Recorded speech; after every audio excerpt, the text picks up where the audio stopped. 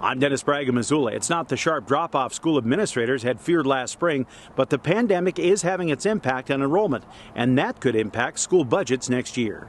It's a statistic school superintendents watch every year, but enrollment is even more critical during the pandemic. The fall and spring student counts form the basis of state funding next year. In Missoula County, overall student count dropped about 2%, about twice that in the elementary schools. For Missoula County Public Schools, the largest drop is with the smallest students. And kindergarten is always the hardest one to predict because those students are not in school yet, obviously, and you're basically basing it on live birth data from 5 years prior. So it's always the hardest one to predict. Right now, I think our kindergarten was down about 80 students, and chances are parents found another alternative for kindergarten or they decided to wait a year before they put their students in school. For many districts, including MCPS, the elementary numbers are offset by a demographic bump in high school.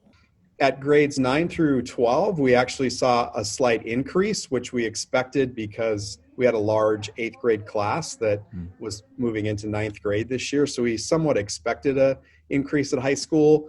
It wasn't as big as we thought. I think we're up about 100 students at high school. Flathead County schools are off at about the same rates. Ravalli County schools down about 4%. Many districts like Hamilton are off slightly or nearly flat, taken across all grade levels. Statewide, K-8 enrollment is down nearly 4% and up over 2% in the high schools. Overall, the drop is more than 2,700 students. And largely because of the pandemic, homeschooling is up by a whopping 62% statewide.